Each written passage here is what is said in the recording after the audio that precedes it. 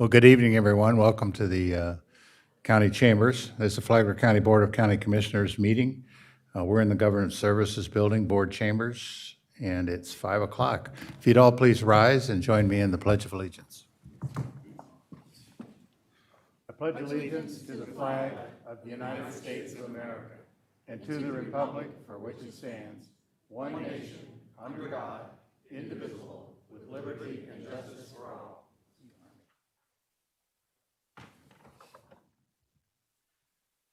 Now, as we always do, we're going to have a moment of silence where we think about some of the great things we have to cherish, like living in the free state of Florida and primarily living in Flagler County.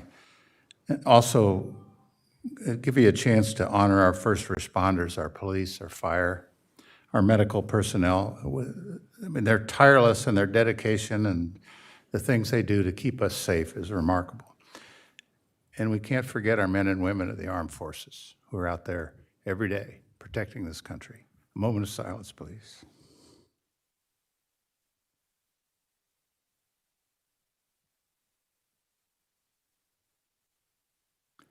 Thank you. We've had a couple changes to the agenda tonight. We've canceled the Parks Master Plan update. The gentleman who's giving that has had travel problems, and he just can't get here. So we'll move that to a later meeting, probably July. Also, item 7M, the lease agreement between Flagler County and the Florida State Guard, is not ready for prime time yet, so we're going to delay that one also to the August agenda. We've got a couple of announcements. One, today is a national holiday. June 19th. It's the day that enslaved African Americans in Galveston, Texas, learned that they were free. While Juneteenth has been celebrated since the late 1800s, it was not legally recognized as a national holiday until June 17th, 2021, when our president signed a bill officially designated June 19th as a federal holiday commemorating the end of slavery in America. Some of you may know, but I'm from Texas, and we celebrated that for years, but now it's a big holiday. But that was a big deal in Texas. The county offices are going to be closed Monday, July 3rd, and Tuesday, July 4th, in observance of Independence Day. Varn Park remains closed. You know, we're putting sand on the beach there. We've completed putting sand south of Varn Park, and now we're starting putting sand north of Varn Park. Advisory boards and councils, the good news is there are no vacancies, but if you're interested, go to our website and learn about the various boards and keep an eye on them if you're interested. We've got two upcoming commission meetings, on both of them on July 10th. We have a regular meeting on July 10th at 9 a.m., and we have a budget workshop on July 10th at 1 p.m. Excuse me, we have a couple presentations today. The first one is the Airport Quarterly Update. This will be presented by Roy Seeger, who's our airport director.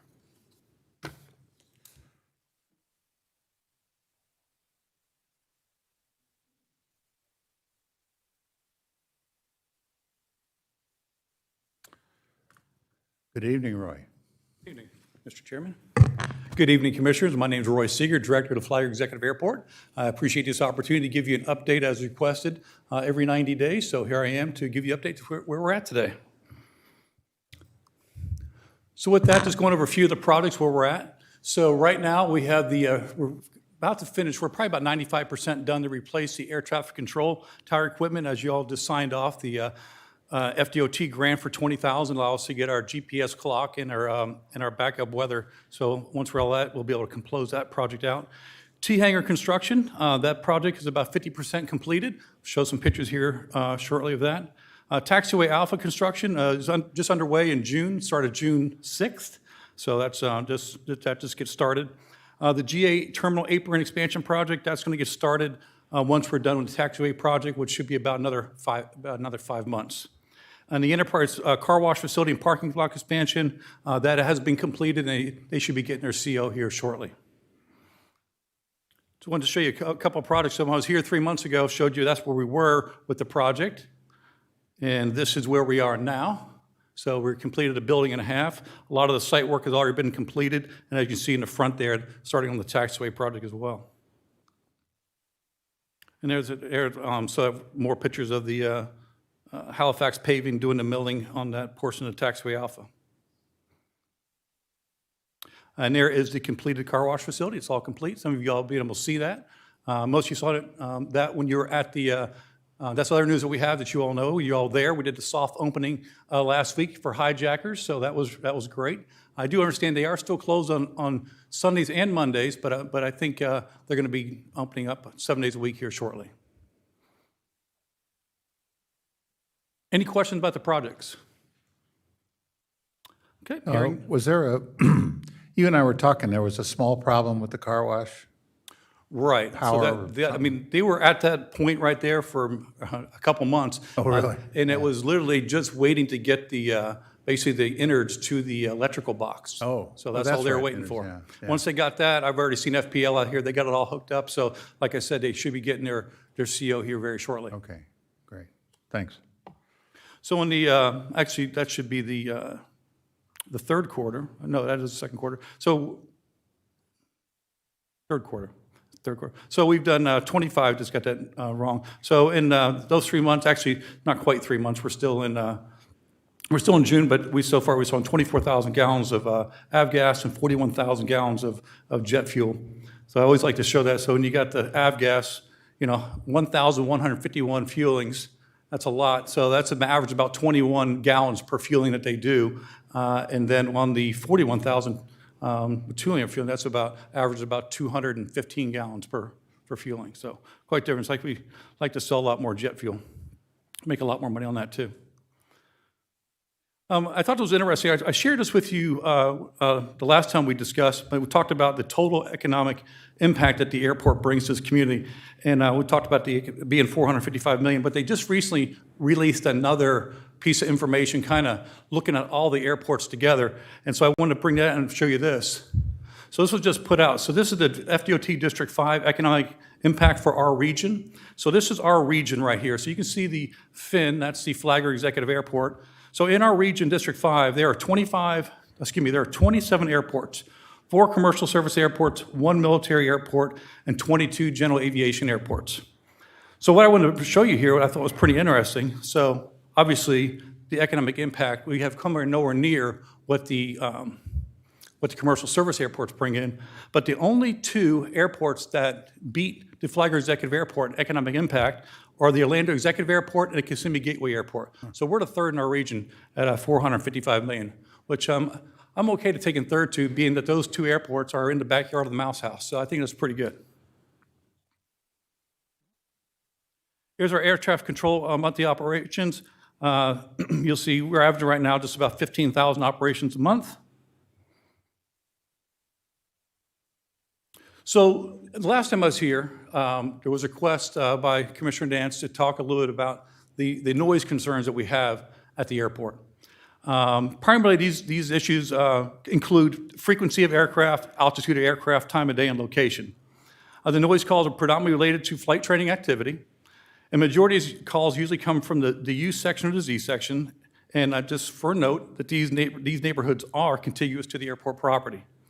And what you see in this exhibit here is that's a standard flight pattern of an aircraft. So looking at runway 624, runway 1129. So that's the standard box that you would see on a flight pattern. So looking at that, as you can see, where the airport is surrounded by airports. Surrounded by neighborhoods. So we obviously could potentially have some complaints. As you know, there are a couple citizens that have been quite vocal lately, talking about their concerns about the aircraft noise. When we talk about aircraft noise, and everyone's seen this just recently too, as we talked about putting in that the apartments just to the north of the airport. So you all have seen this. And this was a noise contour study that was done during when we were going to extend, relocate and extend runway 1129. So this was done during our environmental assessment. As you can see there, we have no noise contours that go off airport property. All right, and this is actually a smaller, that little blue line to the to the east does, but that property has since been all bought by the airport when we did extend the runway. We bought that 117 acres. So the noise contours currently do not go off airport property. Back in 2020, we did put together a committee, a noise committee, to take a look at this. And what we wanted to come up with was some voluntary fly-friendly program noise abatement procedures. So again, the key word of this is voluntary fly-friendly programs, voluntary. So we're asking people to do this. We did put together this committee. We actually had some citizens from the community. We also had people that are very familiar with flying. Some people, one of the instructors at Embry-Riddle, former Airport Advisory Board member, so comprised of this committee. And this is what we came up with. So these are the, I don't know if you want me to read, I can just kind of go through them pretty quick.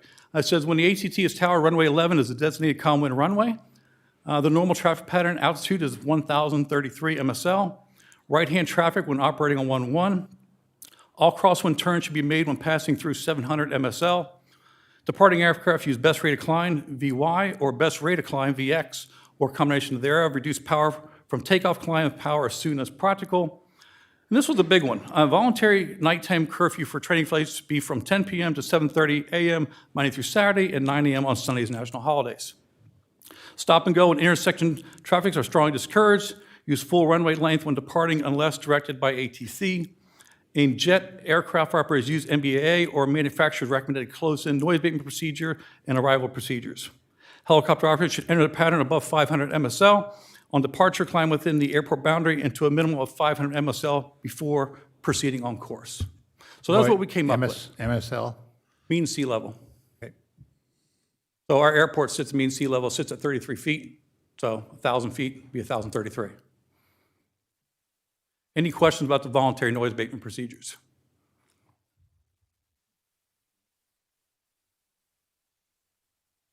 So also we put out too, so this is we actually met down with all the different flight schools, sat down with Embry-Riddle, Phoenix East, Epic. There was like 6 or 7 of them that met with myself and Jerry Cameron.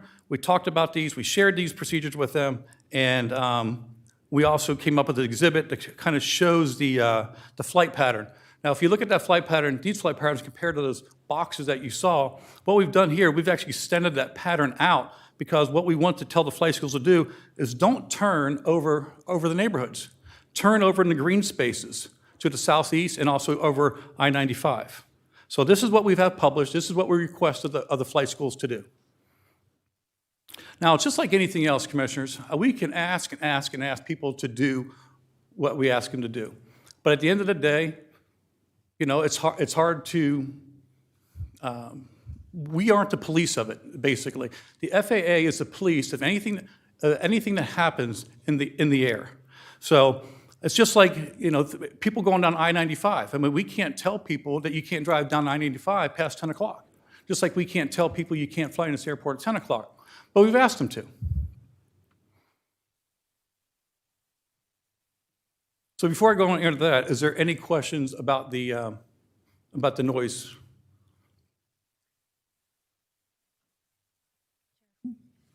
I do have a couple of questions, Mr. Seeger.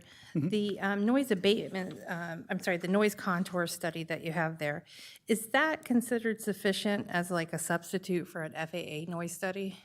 No, it is not. No. And to that point, when we were going through all this back in 2020, we did ask the FAA to do a Part 150 noise study, and the FAA came back to us and says, your airport doesn't qualify for Part 150 study because of when they did these noise contour studies, they looked at that, and matter of fact, when they did the study, they were using much bigger aircraft that we aren't even seeing on our airport on a routine basis. So they didn't see a need for us to warrant a Part 150 study at this time. Okay. What is and you may have to get back to me on this, the leases on the schools. Right now we have what, Phoenix and Phoenix East? Correct, Phoenix East and Teens in Flight. Teens in Flight. Embry-Riddle is not there and Epic is not there. They're just one of the flight schools that come in from like a Daytona area in Right. vicinity. The leases on the schools, how long do they normally lease from us? Is that a yearly or a 30-year? I know we No, I don't looked at do 30. 30 years or yearly, so they're probably, I'll have to get back to you on that. Okay. But probably maybe a 5-year lease. Phoenix East was probably a little longer because they put a considerable amount of money into that facility. And then finally, my question is, do you know out of that 15,000 a month average that you're averaging right now of operations, that includes the touch and go, right? Correct. Okay, and so if that, do we know roundabout what percentage that those local schools really are of that 15,000 number? I have no idea. I mean, I would say, you mean our local schools on our airport? Right, like, Well, they're going to be very how minimal. much they contribute to Right, that? they're going to be pretty minimal compared to the other flight schools in our area. The Phoenix Seats is based on the airport. They have 5 based airplanes there. Teams in Flight has around 4. But then when you start looking at these other flight schools, like Embry-Riddle has over 100 aircraft. The Phoenix East out of Daytona has about 40, 50 aircraft. Epic, again, about 40, 50 aircraft. You have to understand, why all these airports so busy. This is just not Flagler County. This is all of Florida. I mean, Florida is the mecca for flight training. Why? It's because we have the best weather anywhere. So everybody comes here to learn to fly. I mean, you all know, you don't like the weather, check back in 20 minutes, it's changed. So typically, they can get a lot of flight training done here very quickly. Another big reason is there is a lot of international students that come over here to train because it's a lot cheaper here to learn how to fly here because gas prices over internationally are very expensive. So what attracts the other flight schools to land at Flagler's Airport? Do you know? Well, first of all, we're a towered airport, right? So when you're learning to fly and you want that, especially most of these flight schools are learning to be commercial pilots. So they want to have that training of talking to air traffic controllers. That's key. Second one goes back to being a controlled field.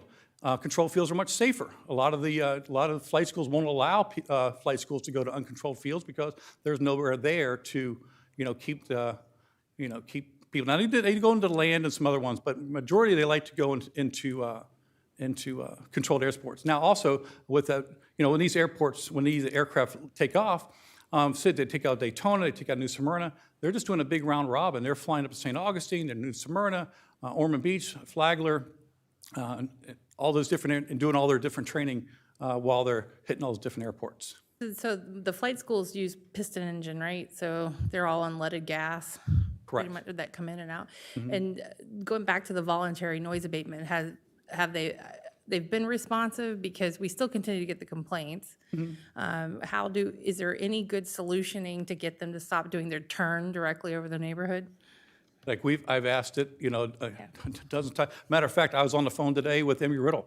I said, hey, I looked at something, Ms. Weiss is here in the room, and she had a complaint about somebody flying on, I think it was Friday night on 16. I looked at it, and it was Embry-Riddle, it was a couple of them. I actually called every flight school today that I saw that was on that list of operations that night. And I said, hey, what happened to our agreement that we talked about? Again, I can call them and ask them, but at the end of the day, they don't have to do it. And then, real quick, last question. I've been reading a lot. So I know we do 100 LL, low lead, and jet fuel. Are we at any point going to look at adding UL 94 as they move over? Yeah, that's the one they're doing some testing on that out in California. Right now, it's not Like available. move to an unleaded? I saw the EPA will be having some sort of ruling shortly on leaded fuel, but there's no real solution around it. But there's all this particular talk about having leaded fuel near neighborhoods. And so, and the testing that they're coming out with. So they're supposed to have some findings here in the next month or two. But I saw there's this big push really to kind of. And there's been a big push for a long time. Matter of fact, it was funny when I first came out of the Marine Corps and into the civilian life and being airport director. I've been doing it for 18 years. And I remember when I first came out there, it said, oh, unleaded fuel is going away in the next 2 years. Well, 18 years later, it's still here. So I know they've been pushing towards that, but they don't.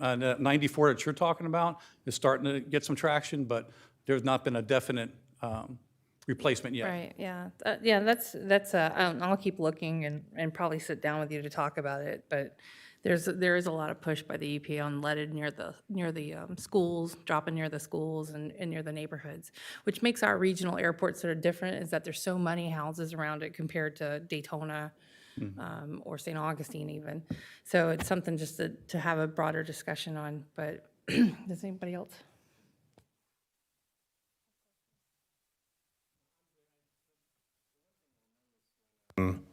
In the emails, there was a program that maps the flight routes. Correct. And so when you showed, if you go back to the one, the slide that had the preferred patterns and the loops, not having seen that one before, it's amazing how close those patterns are to the proposed loops. Other than I don't think that they went all the way out to do the turns. Right. But Some they do were- and some don't. But they were very close to your proposed or preferred loops and what the map showed.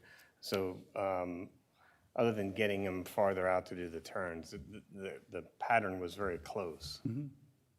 I agree. I do have one last question. If you don't have radar, right, in the tower? We do not. We do not. If you Not add for a it, lack of trying. I would want to add that too. We've actually had a congressional request and everything, and still, the FAA doesn't even have it to put in. To put it in. It doesn't exist. They said they were, the company that they were in contract with no longer have that contract, so even if the FAA wanted to get it, we couldn't even get it right now. Commissioners, anything else? Nope. Thank you, Roy. Thank you. I'm going to, You got two more one more? slides. Okay. If you know, okay. So we'll just go back to this one. So we had, since the last time we talked, we had Warbirds Over Flagler. Thank you all that we were able to come out. It was a great event. It was enjoyed by everybody. And so save the date. We are going to do it again on Saturday, September 23rd. But not before we have the United Flagler 4th. So it's a joint event with the City of Palm Coast, Bunnell, Flagler Beach, Flagler County. So we're going to have the fireworks at the airport.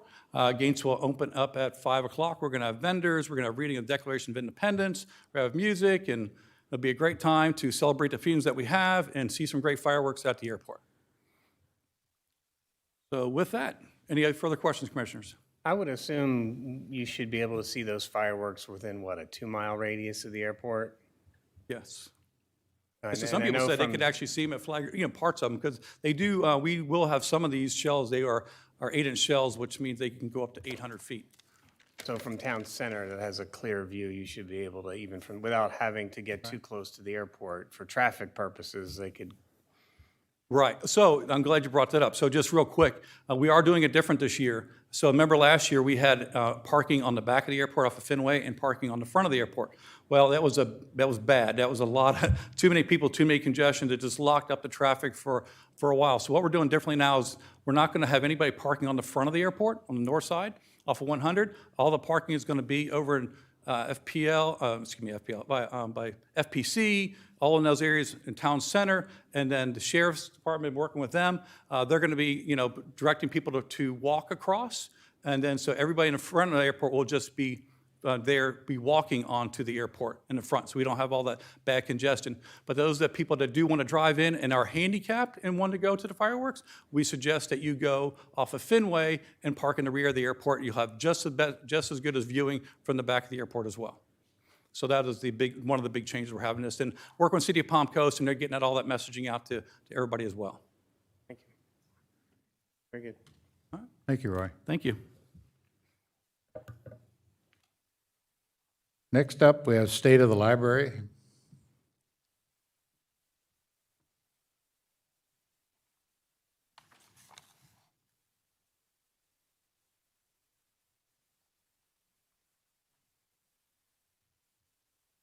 Got my AV expert here. Jim Olsmer, I'm chairman of the Board of Trustees of the Flagler County Library, and I'm here to do the annual updated status of the library. This is something that's required to be done annually by county statute. I've done it every year for probably 16 years now. Sometimes I mail it in, sometimes I show up and present it. it's 25 after 5. I'll say the first time I did this, I was buried deep in the agenda, and at 9:15, I finally got up to do it. And I felt like one of those people on C-SPAN speaking to an empty chamber of the House or the Senate. And I looked at the county commissioners, and they were doing their level best, but there was a lot of glassy eyes. So anyway, when I joined the board back in, I think it was around 2007, two things happened right away. One, the astronomical growth that the county was experiencing caused the library, for the purposes of state aid, to have it dramatically cut. In other words, we're no longer a needy county for the purposes of extending state aid. So our state aid was reduced from $254,000 a year to $29,000. So that $225,000 hit has been with us cumulatively to an amount of about $3.5 million, because we never got it back, even though they applied to do so. Second thing that happened is that astronomical growth in the real estate market collapsed, and the county was just demolished. I mean, the tax revenues fell off the table. So back in 2007, we had the main library in Palm Coast and a small branch library in Bunnell, but we got hit with the reduction in state aid, and then the collapse of the real estate market led to the library had to reduce hours, staff, materials budget, deferred capital budgets, and the like. So it was, I get here and I go, what the heck's going on here? What did I sign up for? So anyway, one thing good did happen in 2007. Director Albanese applied to the U.S. Department of State for the library to be a passport application acceptance facility. And to date, the library has raised over $1.1 million on the fees that are mandated by the State Department that are charged for processing these applications. And the library is now on track to bring in about $175,000 in revenue per year. And this was all done by cross-training staff, didn't add any staff, obviously. And it's a great service because you come in the comfort of the library and also have your passport photo taken at the same time. So it's a turnkey operation. So I'm going to cover a period of time here from 2008, 2016. The passport revenues helped us to do some incremental improvements, shelving, computers, sidewalks, the glass enclosure for the Doug Sisney Reading Room in the back. We also fixed the leaking roof and replaced the outdated automation system. So these were like must-dos. Of course, right in the middle of this, we had the recession of 2012, and so that put kind of a halt to everything. A lot of things were suspended in time, and so we were kind of just kind of stuck. And so then around 2015, we started to take a more forward-looking view of the future of the library system, and we determined that the Bunnell branch, which was very small, needed to be replaced. The southern part of the county was growing very rapidly, and we needed to provide greater access. I would mention also at the time that I came on board. We had the two branches, but we had no library service on the Barrier Island, and the Hammock or on the Barrier Island. And I think that's important to note because it's a very big source of the tax revenues that the county derives. And it's separated out there, and it's a kind of a long trek to get into the area where the libraries are. Now, along the way, while we're trying to replace this branch with a much larger one, the Flagler Access Center needed space, and so they closed the branch and moved it to actually a pretty good location on 100, but it was reduced by 67% in size to 1,152 square feet. And it's supposed to be a temporary housing. So we're about entering our third year of it being a temporary location. Then in 2016, after Hurricane Matthew, the library was used as a disaster recovery center. So basically, the library for, a good 4, 5, 6 weeks devoted itself to being a center where FEMA took applications for aid, the Red Cross was there, local contractors were there to provide services to all the people whose houses and properties were damaged. We dispensed water, food coupons, people whose electricity was knocked out came there just to get some air conditioning. People charged their phones. Anyway, it was a real haven, and something that we envisioned possibly with the new library as a backup resource could be provided in that facility. So in 2016, the county designated a really nice piece of land on Commerce Parkway to serve as a library site. In 2018, the sheriff needed a new building. That's him over there, right? So the county gave that land over to the sheriff, and he built a brand new spanking operations center. However, working with county staff and passport revenue that was generated by the library employees, we were able to identify a nice piece of land in the same general area in order to build the library. So, 7 years later, after we initially, had the land assigned to us, we're still sort of moving forward on the plans to build the library. Fortunately, we have some good news here. Flagler County, for better or for worse, ranked #1 in the state for being basically the neediest library for to get a construction grant. I said we potentially, since I wrote this, I think it was confirmed that we are going to get this grant. One of the downsides of the delays and not going forward with this project is that the construction costs have spiraled. And so now, as a result, the library, the building, which is supposed to be cohabited by the library and the Health and Human Resources Department, has seen a reduction of approximately 10,000 square feet to the design of the building. But I must say that, from what I understand of the design, at least 90% of that reduction was borne by the library footprint and not that of Health and Human Services. So here's a little summation here of what's transpired in the last 16 years or so. Population grew by almost 40%. Staff levels were at a high of 21 and bottomed out at a little over 14 and a half full-time equivalents. As you can see, it's about 17 and a half today. The library budget, including state aid, that state aid that I talked about that we lost, was approximately a little bit less than 1.4 million, and 16 years later, it's approximately a little bit more than $1.5 million. So it took up until really last year for that state aid to be replaced through minor increases in the general fund budget.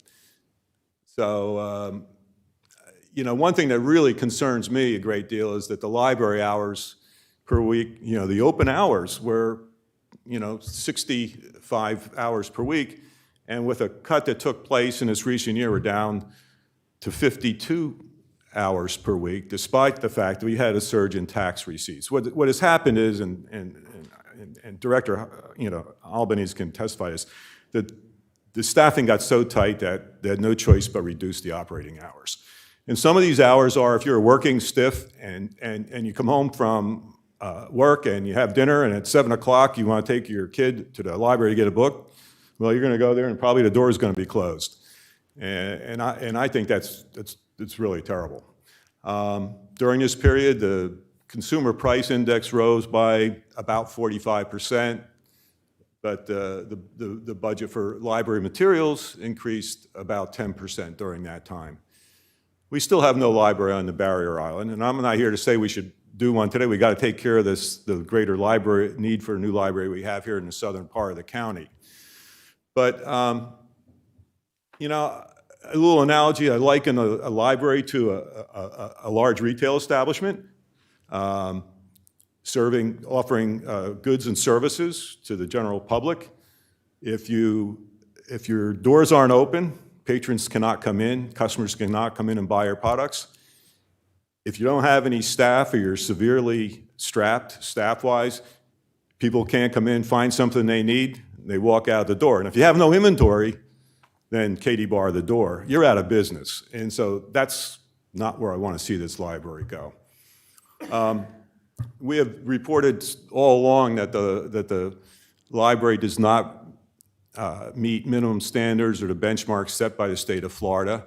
You can look at these and you can argue some of these. I think some of them are out of line.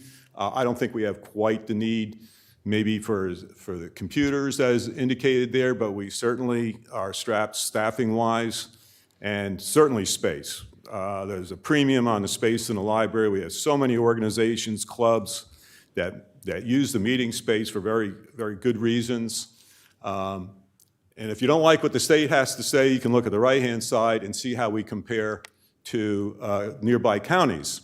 And I was told when I came here, you never want to be in the same boat as Putnam County. I don't want to pick on them, but that's what I was told.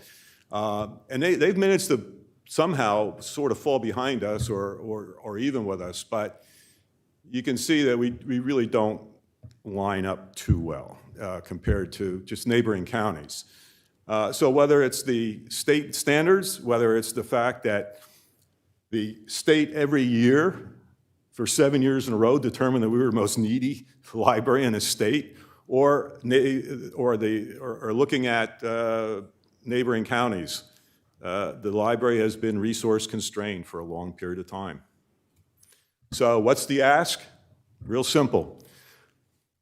Restore the size of the planned Southern Library as it was originally intended. You don't want to be year after year saying, this is a nice library, but we really should have built it bigger when we had the chance. And so I hate to see us go down that path. And two, provide the resources through whatever funding mechanism or process is necessary in order to serve a growing population. Population in this county is going to continue to grow. Libraries, some people may want to believe that libraries are like diminishing in popularity. Well, just our own library. I took a look at the statistics from April. Circulation was up 14%. Circulation is how many items that are borrowed out of library, books, DVDs, spoken word audio, was up 14% over the prior year. Traffic was up almost 11%. That's how many people come through the door. Then in May, next month, circulation was up 20.5%, and the traffic through the doors was up almost 10%. So you can think what you want. You'd say that libraries are just book warehouses. They're not. There's so much more. There's so much activity going on there. People want them, and I rest my case. Questions, Thank you, Jim. comments? Commissioners? Had Mr. Sullivan? one comment. We were briefed this morning on the tentative budget for the coming year for the library, and between the basic library, the public library over on Palm Coast Parkway, and our small library in Bunnell, I think the total amount this year is in the neighborhood of 1.8 million, which is a little better. And we did get the $500,000 grant from the state for the South Library. So I agree, all the stats and all that, but it's not like we're ignoring the fact that we need the library, and we are. I think that percentage increase is 15.8% over last year's budget. So there is some relief. Step in the right direction. Anything else, Commissioners? Thank you, Thank Jim. you. That's good. Okay, thank you. And as I mentioned before, item 4C3, Parks Master Plan update, has been canceled. So now time for community outreach. This 30-minute time period has been allocated for public comment on any consent agenda item or topic not on the agenda. Each speaker will be allowed up to 3 minutes to address the commission. Speakers should approach the podium, identify themselves, and direct comments to the chair.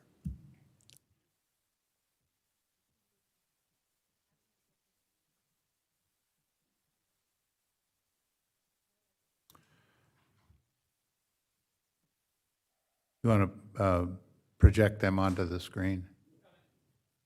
Working on it. You just have to put it underneath that camera, and you can see where it's lit up in front of you on the overhead display. You need to put it in front of the, yeah, right in There front of you that go. overhead there.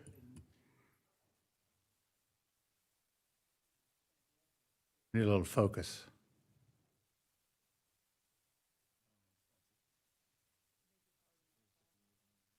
It's coming, help's You coming, may need to take it out of the plastic. I don't know if you can. help's coming. No.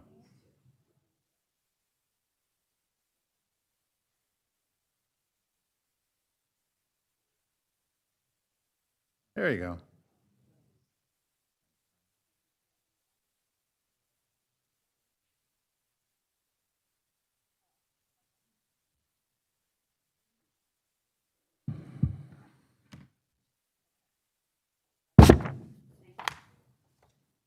Ina Weiss, Quail Hollow Community. In the master plan of our airport of 2009, a Part 150B noise study was recommended. The same master plan also showed that the airport's noise contours are inside the airport. The 2015 airport master plan shows how the airport was expanded. Therefore, in that 2015 master plan is where the noise study should have been done. And it's quite astonishing, since they're talking about expansion, that they haven't done it. According to the Plan Data and Noise Compatibility Program status that the FAA puts out for all states, in the state of Florida, which I handed out to the commissioners, our airport is the only airport that does not have a noise compatibility program. Perhaps the lack of noise monitoring is due to the fact that we are a flight school training airport, and is most likely the reason why the powers that be do not want a noise study or put noise contours outside the airport into our community, because the noise does extend beyond the airport property. You could call our airport Flagler Executive Airport, but let's stop with the word salad. It's a flight school training airport. According to the Florida Aviation System Plan data in 2014, there were 25 aircrafts based at our airport. During the same time frame, there was 148,000 general aviation operations, of which 262 were commercial. For a one-year period ending on February 21st, 2017, 73% of all general aircraft operations were local. That's a key word. While 27% were transient, with less than 1% coming in from air taxi and military operations. This data supports a large number of flight training operations from flight schools located at the airport. So why is it that Roy Ziegler boasts that it's one of the busiest general aviation airports in Florida? According to the master plan of 2015, a majority of the aircraft activity conducted is flight training, and these are defined as local operations, which is more than often associated with training activity and flight instruction. Again, flight training activity and flight instruction make up the majority of local operations at the airport.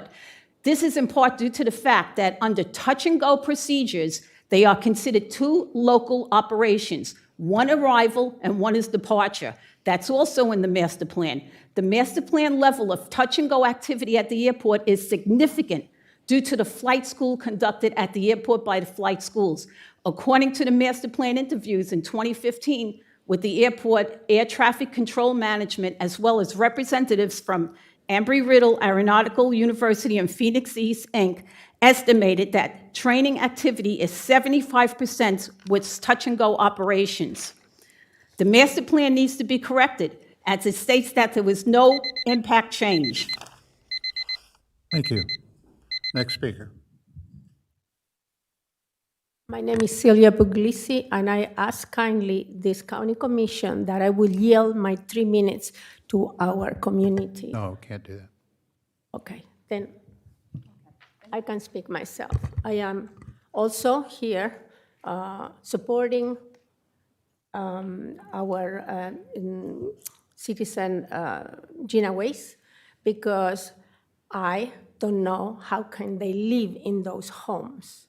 Every one of you should go to their homes. And it's not only Gina Weiss, it's Ray Stevens, former candidate for this county commission, and some other people that live in that area that are VIPs, and they are enduring this horrible nuisance over their places. I complain about mine 8 miles north of the airport, and now all of a sudden there are not so many, but in my lawn I cannot hear the birds sometimes with people going around. These people have a much worse situation with airplanes going over the roof, taking off or landing maybe 400 feet, 300 feet over the roof because they're close to the airport. But this airport does not belong in the community of Palm Coast for flight schools. We never had an airport before the early 2000s. We never had an airport complaint. We love our airport for everything that offers. The problems are those flight schools, for which I have all the letters of my complaints that started in 2004, 2014, and later, because it is unbearable for me. 8 miles. I can't imagine what they go through. I'm going to go today, and I'm going to go as many times to sit there and see what these people is suffering. You have to understand this. We, the people of Palm Coast, I am going to go and beg my city council and mayor to do something about it, because Palm Coast is the largest city in the county, and it's what put Flagler County on this map, the city of Palm Coast. And you allowing these flight schools with this type of nuisance over us is horrible, because you bring in everybody from the whole world to practice over us because it's cheap for them. Because in their countries of origin, they respect the citizens, and they do not allow what you are allowing here to the citizen residents of Palm Coast, thousands of them, that they got tired of coming here begging for this. This is horrible. You need to go by Xenia Trail and sit on these people's homes, backyards, or the front and see what they are enduring. Have a heart for that. We pay, all of you, we pay our taxes here. We have the right to have the proper situation fixed, whether in the airport the way it is or take away the flight schools. That's the only thing I can say. Thank you. Thank you, Celia. Next speaker.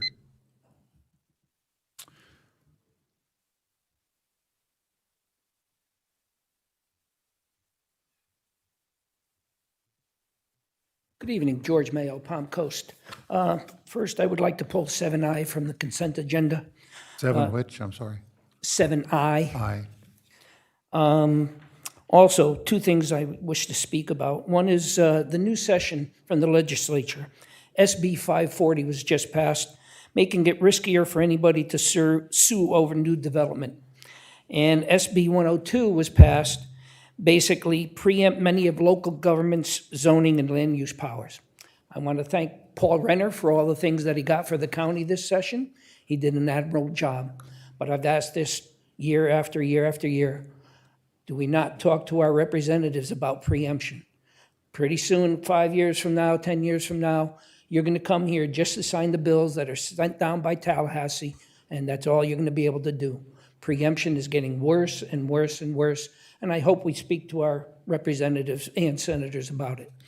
The other thing I wish to ask is, I was at the city community center for a class there the other day, and went to use the bathroom, and not wanting to use, although I have a handicap sticker, my knees sometimes work and don't, being double knee replacement.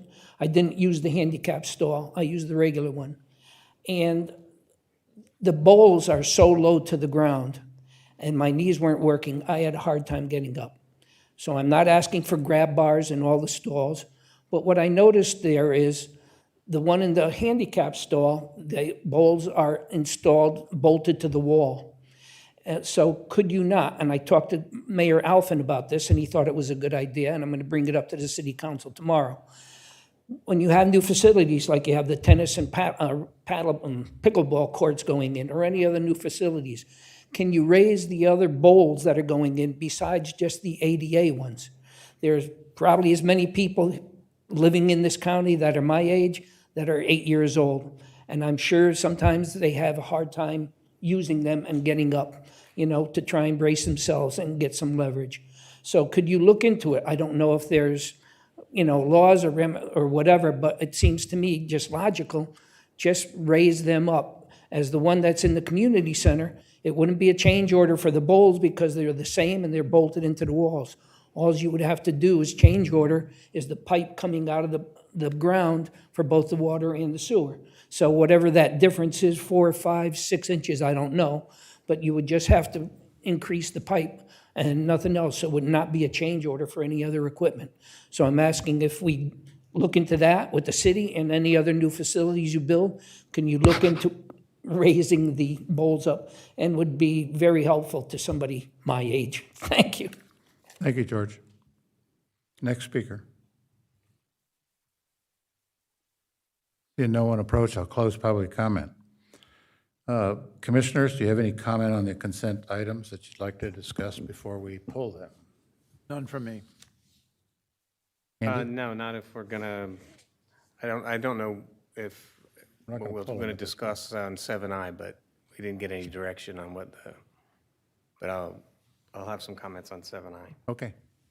None. Dan? All right, and I have none. Well, I'll entertain a motion to approve the consent agenda with the exception of 7I. So moved. Second.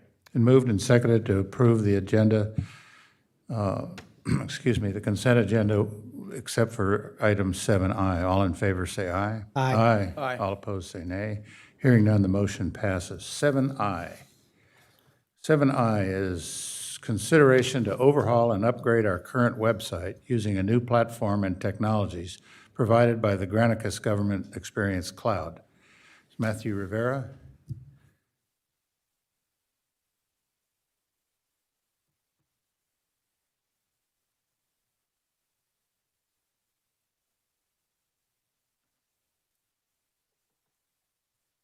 Hey, Matt. Good afternoon, Mr. Chair, Commissioners. Matt Rivera, Chief Information Officer.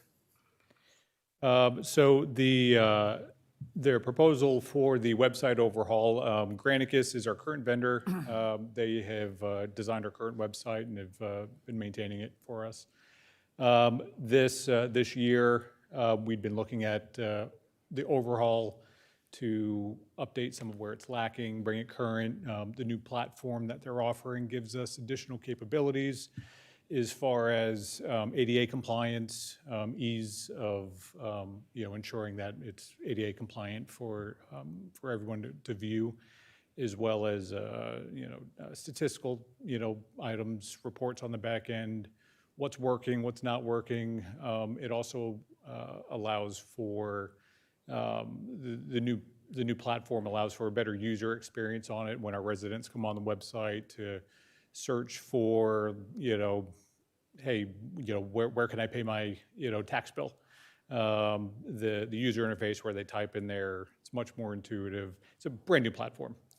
So this has been in the works for quite some time. We've been working, back and forth with them. And we're hoping, to get this overhaul and in place for the residents. The dollar value was in the backup, but would you tell the public what's it going to cost? I could pull it up if you give me a moment. Pull it up.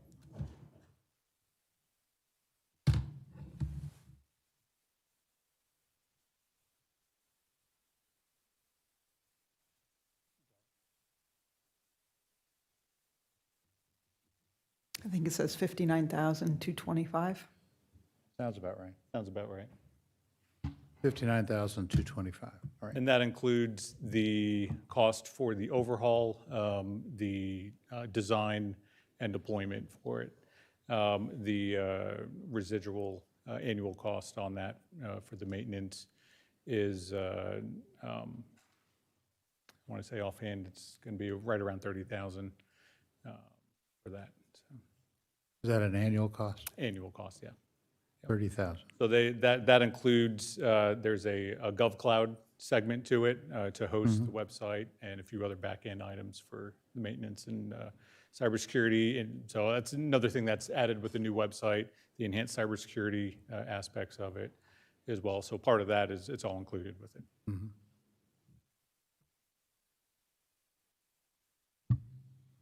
Okay, thank you. Commissioners, you have any questions about that? Nope. No, my only comments earlier, when I saw Matt, was there's some detail in the presentation, especially some other city examples, and I thought it might be good to come back with, when they have developed a plan, to talk a little bit more about how it's going to be integrated and the changes. It's good for the public to see the efficiencies and, because I know I won't go in, there's issues with the website as I browse and try and find information, so. I agree. I think this is needed. I mean, I really do. I think it's needed, so. Absolutely. And our Granicus folks that we're working with have definitely offered to come up and, be more than happy to, as we go through the design process, if you approve, to give updates and nice presentation. Yeah, I agree with Commissioner Dance. Let's do that. Let's have that on the schedule, okay? I'll entertain a motion to approve 7I. Motion to approve item 7I. Second. Been moved and seconded. I'll open up to public discussion. Anybody wishing to address the commission, please step forward. You have 3 minutes. Please address your comments to the chair. Yes, George Mayo, Palm Coast. My question is security, and is this going to be better as to protecting us from ransomware? I've asked this constantly, and I believe the county when they always tell me they have expert people on it and guarding against ransomware. Just last week, 2 large cities in the U.S. and 1 large hospital corporation was hit with ransomware. One chose not to pay it, and it said it would take them over a week to get their system back up.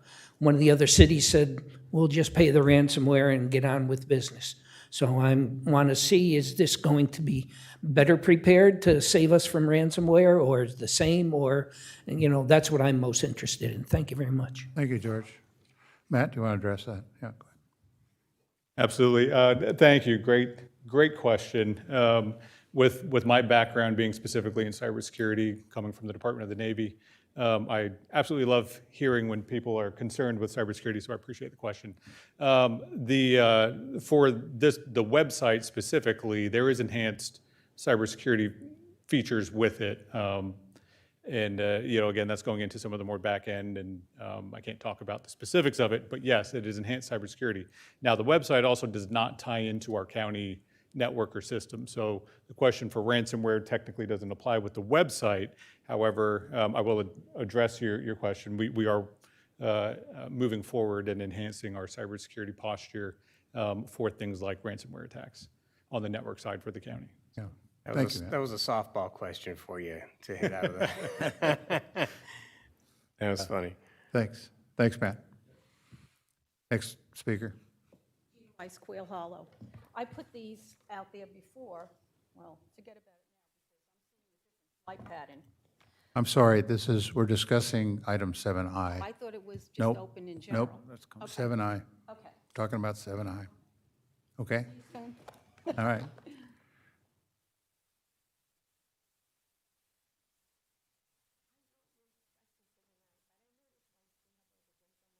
My name is Celia Puglisi, the gentleman with the library, that he was. I'm sorry, Cecilia, we're talking about 7I, okay? You're going to touch the issue of the library too, because I have a. I'm sorry? Are you going to go back to the issue on the library? We have another period of open comment. You can address Okay. it then, okay? Okay, no, that's no problem. I appreciate you being here. Sometimes it's an empty place, so this is good. All right, it's been moved and seconded to approve 7I. All in favor, say aye. Aye. All opposed, say nay. 7I carries. Moving to general business, 8A, adoption of a resolution to vacate a portion of the plat of the Daytona North subdivision. Adam.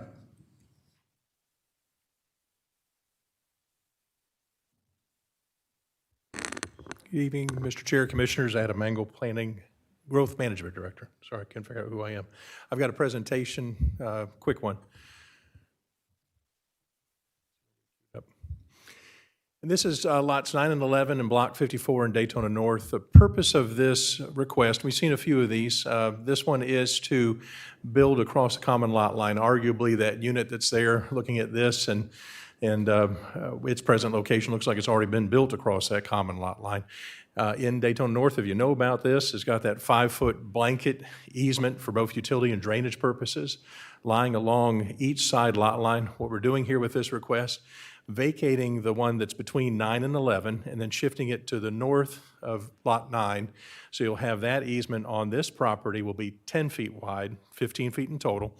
And then on the south side, that 5-foot there from the south end between 9 and 11, shifted to the south, 10 feet within the limits of this property, 15 feet in total along the south portion. So no net loss of the drainage easement function. This is what the applicant put together as their graphic showing that intended switch, the shifting of that after it's vacated in the center, relocated then to the outside edges of the subject property. A unity of title has been recorded by the owners in the public record.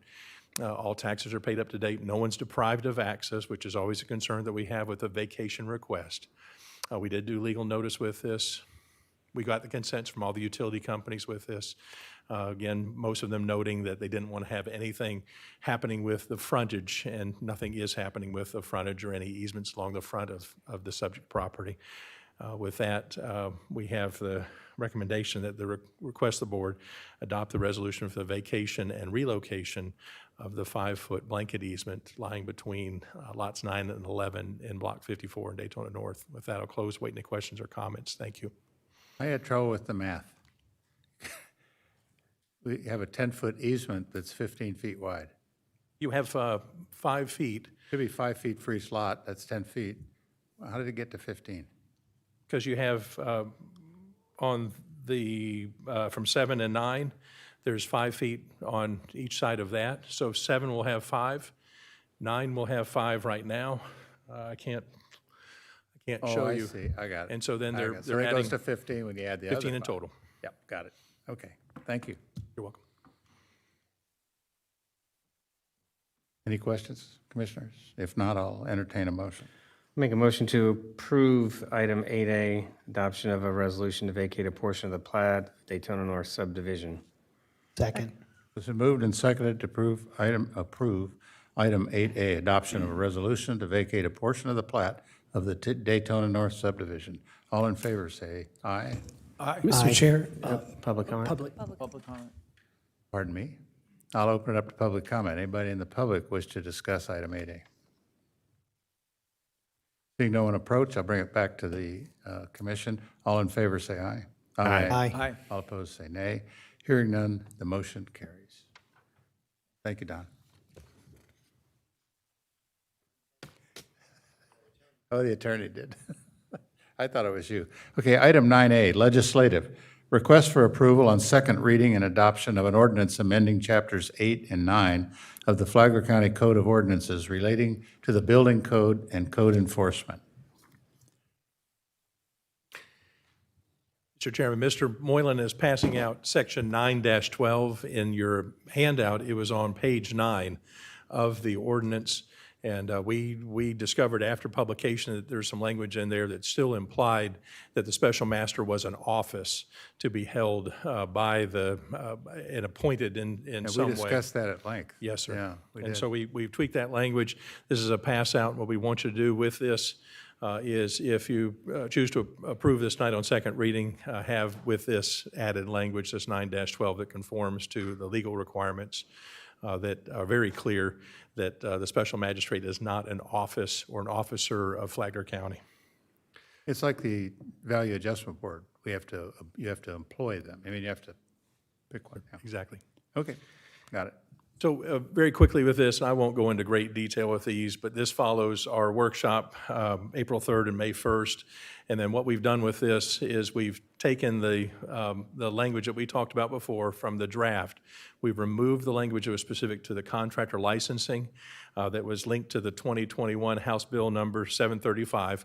We're monitoring right now every minute that I think it was June 14th last week that the legislature had sent to the governor the committee substitute for House Bill 1383, the particular legislation from the 2023 legislature's session that would have the extension till July 1st, 2024. So it's awaiting his signature. We're waiting for it to become law. It will become effective July 1st of this year and will give us a year extension.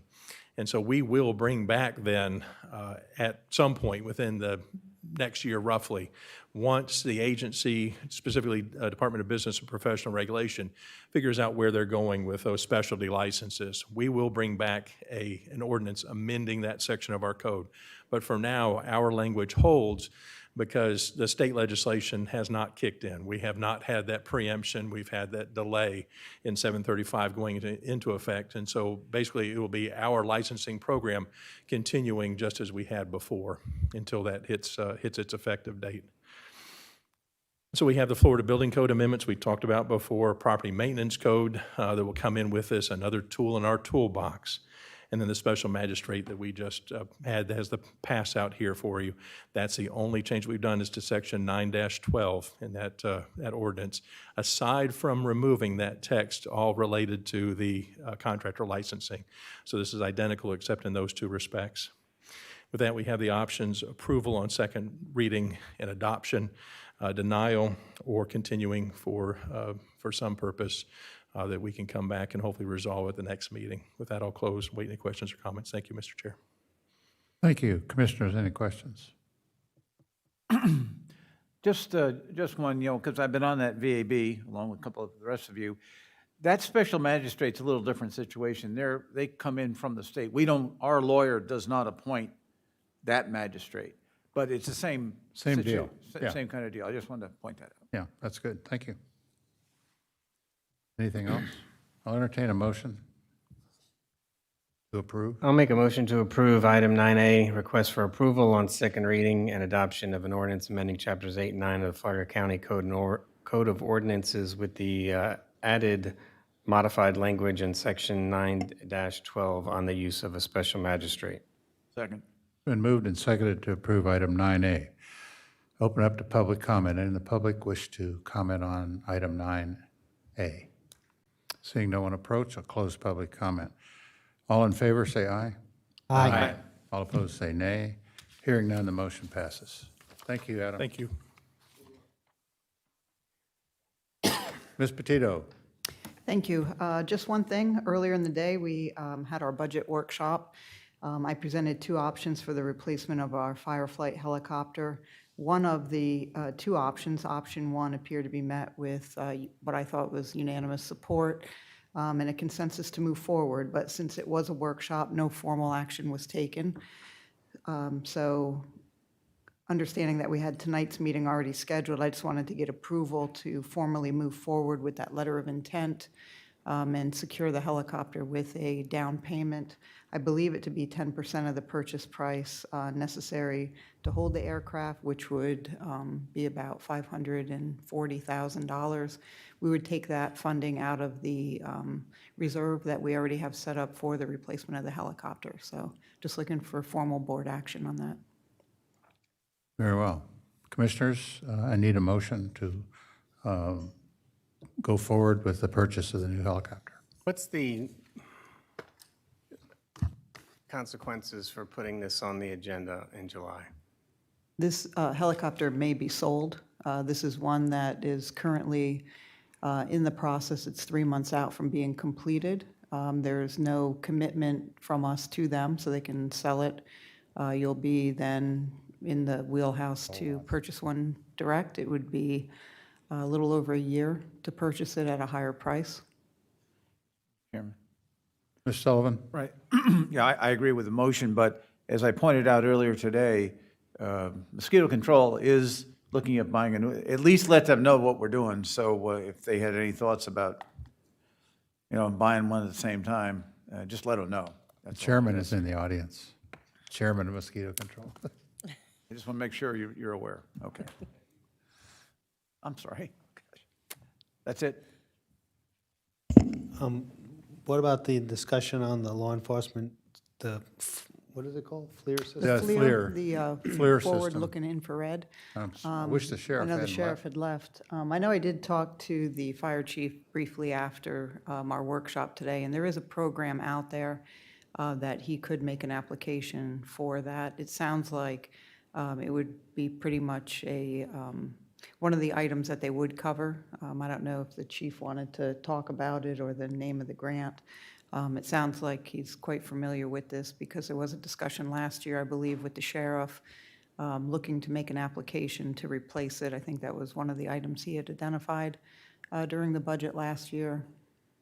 Is it a add-on situation, It's something that would be added on. Yeah, and it's easily added on to. an attachment, so to speak? You don't need to have it designed into the original construction of the No, it's a aircraft? mount, so it's just a mount, and then through that mount, it would be I guess, the camera, and then whatever that looks like. I think it's pretty simple, relatively simple to add.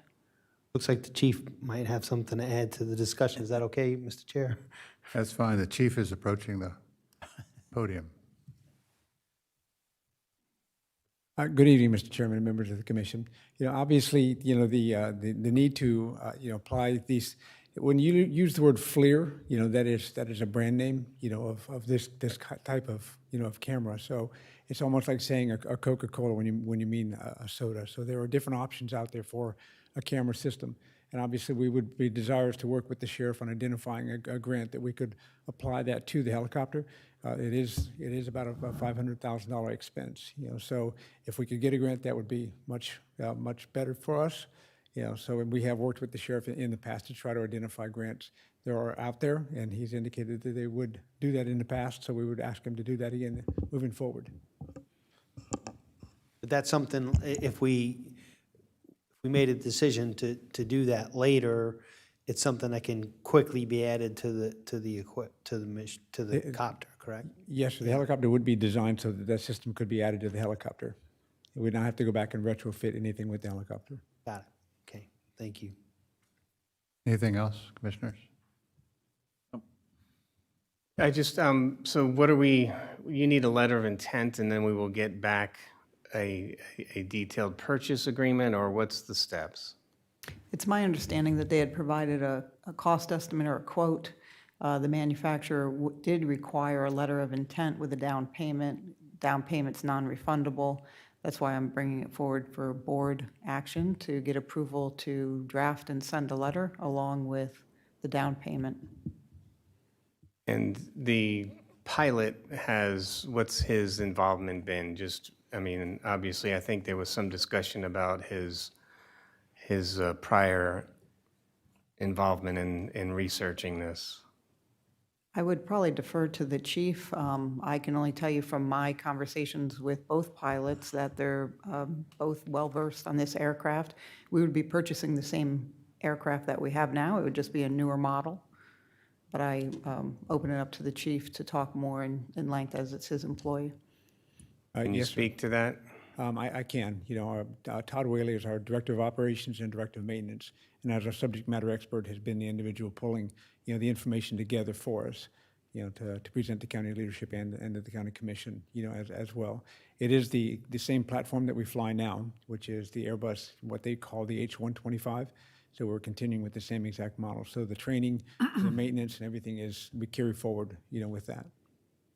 And the life expectancy, how long do we anticipate this being in use before we go back out again? Well, the helicopter we're flying right now is 24 years old. I understand. So that's our barometer to know how far we can get with one. So we know we can push. Right, but they're patchworking, right? As I understand with the current helicopter, it's flying because of our pilot. It's flying because our pilot and our maintenance, our mechanic is Right, very so that's good. not typical. Yes, yes, so, and, but that, I think that, to say that it's patchwork, I don't, that's an oversimplification. I don't want to do Understood. that. I'll take it But he's back. very diligent in doing his work. Right. Very passionate. That's the nice part about having a guy that works on it, fly it. He tends to be pretty passionate about keeping it in the air. There's difficulties in finding. Yes, sir. And I'll that's say that. The longer we push, the Right. more expensive it becomes Right. to keep it. So I don't think operational. there's not, the need isn't in question. I just want to make sure the involvement of the pilot in the process to date. is absolutely, involved. Okay. Yes. Mr. O'Brien? Well, I think on the number side this morning, the sweet spot on getting maximum value out of it for trade is 8 years, which would line up with the financing that we're talking about. So that kind of, even though we're operating a very old piece of equipment now, I think the goal would be to keep it more current if we follow that same pattern. Yes, sir, and we have agencies that we've looked at that have done those types of programs, and the return on investment has been pretty significant compared to I a think, 24-year-old I think it helicopter. would behoove us to actually start a program, putting money away for the new helicopter now, because it would be a small amount each year, as opposed to, Right. I mean, the goal and the heartburn for me is the financing, and the goal should be not getting to where we have to go through this process because we're losing $400 Mr. some Chairman. $1,000 in this process. Mr. Chairman, just for Yes. record for the board, since we were briefed on that this morning, option one, total cost of the aircraft was $5,375,291. If we went with option two, which would have been longer to get it, it was going to be $6,255,040. So I think that's what we're saying, Yeah. is to take advantage of the take advantage. financing. Yeah. Necessary to make this decision now. So it's a significant cost saving. It's kind of like the leasing program with the fleet. We're only going to dig out of the hole after 5 years, and it's kind of the same thing with this equipment as well. Otherwise, we're just going to stay in the same hole because it would take us a long time just to accumulate the money to pay cash for it. Right. Or do without other things. And we can't really do that in this case. Yeah. Well, I think we got to, as I said, I think we start the program right now, saving for the next helicopter. So, because you don't have to put as much away each year. Okay, well, again, I need a motion to approve the purchase of a new helicopter by sending a letter of confirmation and a down payment. So moved. Second. Been moved and seconded to send a letter of confirmation to the helicopter company along with a down payment. Open it up to public comment. Does anybody in the public wish to comment on this? Seeing no one approach, I'll bring it back to the commission. All in favor, say aye. Aye. Aye. All opposed, say nay. Hearing none, the motion passes unanimously. I didn't have anything else on my report, thank you. County Attorney. No report this evening. Very well. Now it's time for county outreach, community outreach. This 30-minute time period has been allocated for public comment for items not of the agenda. Each speaker will be allowed up to 3 minutes to address the commission. Speakers should approach the podium and identify themselves and direct comments to the chair. Now, the rules are that, Ms. Gina, that is for items that are not on the agenda. So I bet you're going to want to talk about the airport. Oh, yes. Okay. Can I? Yeah, go ahead. Okay. Gina Weiss, Quail Hollow. There was just a couple of things that our airport director had mentioned that was really troublesome to me, which is that complaints are coming from two sections, which it was Z and E. And I hear otherwise about coming from K, coming from U section, coming from L section. So I did a little bit of research and I looked up the Quail Hollow demographics. There are 50,008 residents. This was 2 years ago in Quail Hollow. And there's 18,000 total household people, 18,982. Okay, so as a matter of fact, the airport was built in 1942, the same before the houses were there. Actually, in 1939, there was 127 houses there. And of course, it continued to grow. What we have here is a residential, conflict with the airport because of inadequate noise studies that was supposed to be done, as I mentioned, in the 2015 master plan. Also, it says noise-sensitive areas. I got this from the FAA. Noise-sensitive areas, northwest quadrant noise abatement. why isn't there any noise-sensitive area in, our areas, which is southwest? It only says noise-sensitive area in the northwest quadrant. That was kind of puzzling to me also. I also looked up, this is like a bunch of things that I got together: airports, general aviation funding, U.S. government accountability and oversight. FAA's highest priorities, I found, is to maintain, of course, the infrastructure and to mitigate noise. Here we come back to noise again, okay? We always come back to noise. And as far as the complaints from people in the area, what is that public view? Could we see it? Could we go online and actually see the complaints? There's a bill that just turned into law that it has to be posted. Residents, complaints have to be posted annually on a website. All noise reports and complaints made to each municipal or regional airport. This was Chapter 90, Section 60, okay? It was a bill that turned into law. And that's pretty much what I have to say. Okay, Yeah. Gina, we'll look into that. Thank you. Next speaker.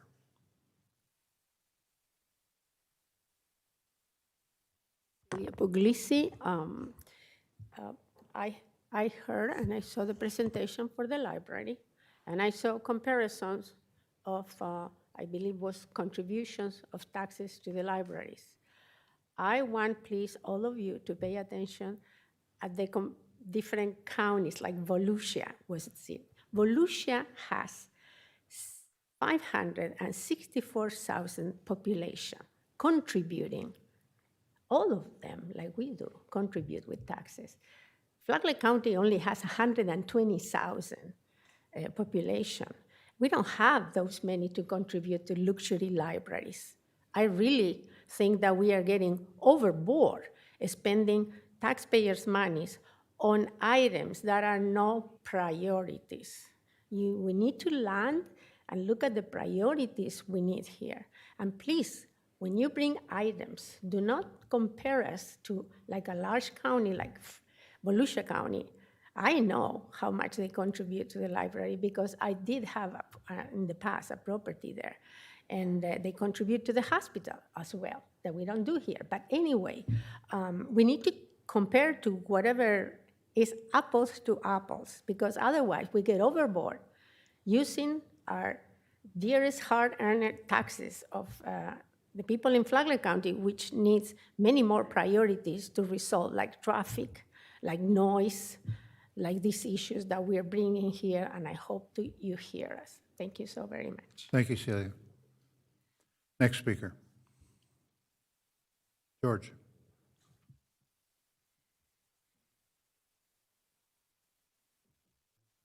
George Mayo, Palm Coast.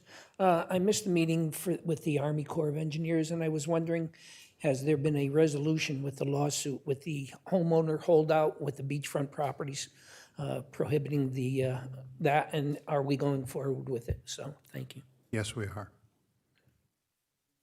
Yeah. Next speaker. Seeing no one approach, I'll bring it back to the commission. Commissioners, Mr. O'Brien, do you have any comments or action? No, Mr. Chair. Ms. Pennington? Yeah, I just. Said it right? Did you notice that? Yes. I want to thank Speaker Renner and the governor for the amazing contributions to Flagler County that we were able to solidify this week. It's going to make an incredible difference, I think, to us, and hopefully we'll have another good year coming Yep, up. I think so. We have one more year. Yeah. Mr. Dance? I'll ditto those comments, so I think it's incredible for the county to be able to have those projects, the assistance to get those projects done. But I really don't have anything else, but that's it. Thank you. Ms. Sullivan? Yes, Mr. Chairman, a couple of things. We had a working group concerning the request by the city of Flagler Beach to get together with the other organizations in the county to improve their situation. It's a little clearer unto me what that means, but we did have a meeting about that where we were going to come up with if we had any specific ideas to bring to the meeting, and we want to make sure the rest of the board knew that. We may have been a little curse at that meeting in saying, well, you know, what they want is more money. We already are providing a lot of support to the city of Flagler Beach through our Tourist Development Council, lifeguard support, through our budget. But I thought just to, that maybe there is something we could bring forward, and I've talked to our TDC chair, and it's this, that I think that we do a great job with our Tourist Development Council at saying things. They've got a thing called the 6 Secret Beaches of Flagler County. They've already done a lot of work on that. So I think one thing we might offer, if you agree, at the meeting, is to have our Tourist Development Council work with the city of Flagler Beach to come up with maybe some brochures, some videos, and maybe some announcements, so that when people are going to Flagler Beach, they know, have some alternatives, especially when we're doing the beach renourishment, building the new pier and so forth. So I was just wanted to bring that forward. And the other point I wanted to make, because I'm going to raise this point at the meeting, is that there's a difference between someone from Palm Coast going to the beach and someone from outside the county going to the beach. I would call the person who's coming from outside the county a tourist. I would call someone coming from Palm Coast to the beach a local visitor. Resident.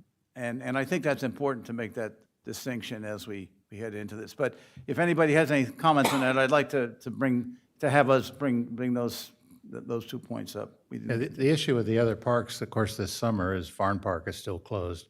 And we're so getting is ready to Speedway, close Central. Malacopter, and then we're going to close 16th But this is going to Street. happen So, once the Army program, we've got a little time before that goes on. yeah. So that was my thought, and unless there was anyone saying no, I'll head that way. And Leanne's there with me, and so she'll be there. This was the good cop, bad cop thing Good that cop, you bad guys. cop. you got Yes, going? this Okay. Wednesday, I think. checking. So who's the good cop?